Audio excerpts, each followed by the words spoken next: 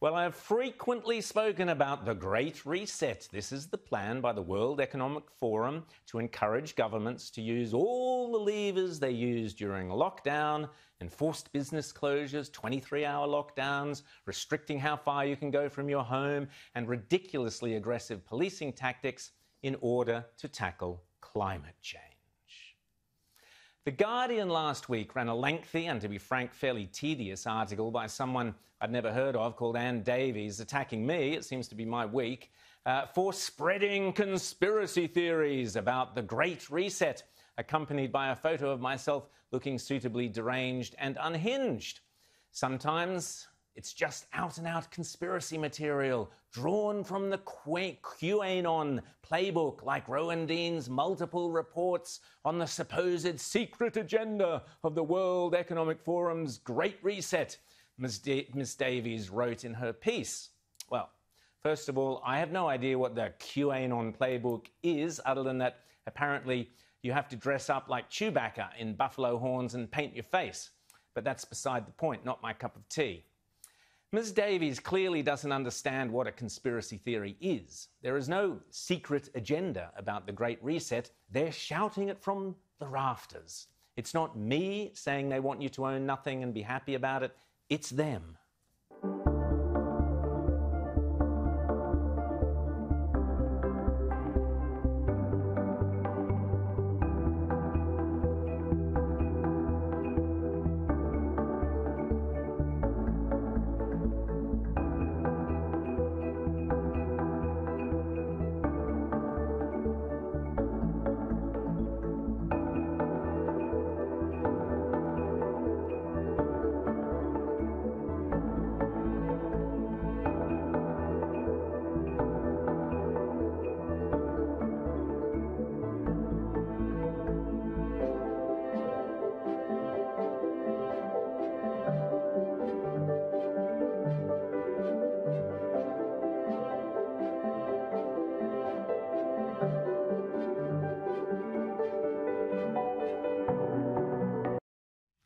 Global carbon prices, only eat meat as a treat, billions of refugees from climate change. I have only ever repeated the words of Klaus Schwab at the World Economic Forum, the words of Prince Charles, who said use all the levers, the words of the head of the United Nations, Guterres, who says we must use COVID to counter climate change, and many other very powerful and influential individuals who insist we must go straight from COVID lockdowns to climate lockdowns. So the timing of Ms. Davies' piece smearing me for trying to suggest that there was some kind of conspiracy linking COVID to climate change could not actually have been worse. At the same time she was penning her conspiracy theory article, the World Economic Forum were putting the finishing touches to their latest ad, telling us what plans they have. Wait for it.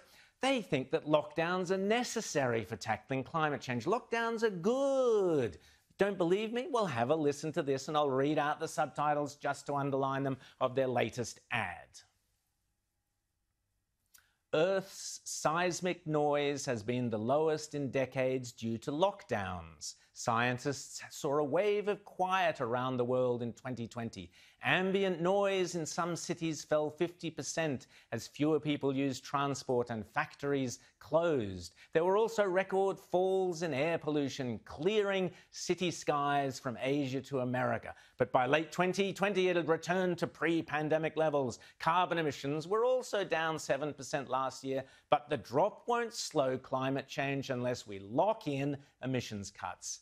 How quiet was your local area? The World Economic Forum asked. Well, so there you have it. We'll go from lockdowns to lock-ins. Shut down your factories, that's good. Stop people using transport, that's good. Empty the streets, and hey presto, climate change is solved.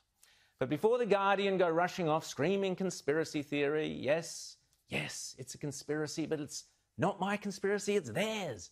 And while the lovies are all in a tiz, maybe the Guardian might like to look into this conspiracy theory. And I quote, "What is the truth about COVID-19 deaths? Grieving relatives in the UK, along with MPs and top medics, demand an inquiry as families reveal their loved ones have been wrongly certified as coronavirus victims." One UK funeral director said it was a national scandal. Dozens expressed similar frustrations that the causes of death of some elderly and already unwell relatives had been wrongly attributed. 8 of the families who wrote to the Daily Mail have successfully urged their doctors to change the causes of death previously recorded as COVID-19. The claims are part of an investigation that raises serious questions over the UK's spiralling death toll. And no, Ms Davies, that's not Quanon or Chewbacca or anyone else. That's the Daily Mail in the UK. And finally, this weekend, if you haven't already read it, there is a superb article in the Weekend Australian by Steve Waterson, who savages the West's and our insane response to the coronavirus and who is scathing about the policy of lockdowns. Waterson writes, "Instead of dancing in the streets at our narrow escape, we continue the brutal, self-destructive madness of lockdown, following the example of communist China, one of the last truly totalitarian states on Earth." Waterson says, "Who saw the Chinese welders sealing citizens into their Wuhan apartments and thought, whoa, what a terrific idea that is? Our state leaders did, clearly, and their moronic counterparts around the world." Why moronic? Well, and I urge you to read Steve's piece. Waterson goes through many of the statistics to do with supposed COVID deaths here in Britain and elsewhere, saying, for example, of Australia's death toll. Interestingly, influenza and pneumonia deaths in 2020 numbered just under 2,000, against the average, 5-year average, of just over 3,000. Waterson asks a very significant question, namely, is it faintly possible the missing 1,000 people who would normally have died of flu and pneumonia are the ones who succumbed to COVID when it first arrived? Did the virus simply tip those teetering on the verge of death into an earlier quarter? Of Britain, where the fear that the National Health Service will be overwhelmed, which is the ongoing justification for the depravity of the UK lockdowns. Steve Waterson notes pithily, "Might the fact that in the past 30 years Britain has reduced the number of hospital beds from 300,000 to 140,000, i.e. less than half, while adding 10 million people to its population, shed some light on this situation?" And then of Sweden, which we are repeatedly told has been a disaster, Steve Waterson reveals, Sweden, poster nation for personal freedom during the pandemic and whipping boy for the lockdown enthusiasts, has recorded a 2020 death rate that has not been matched in its history since, drumroll please, 2015. Steve goes on, "There are many vile diseases out there that can kill you. And the price we have exacted from the healthy to protect the sick, uniquely from this ailment, is out of all proportion, and it need not have been so." He then adds, "So, no self-congratulating leaders, you have not kept us safe.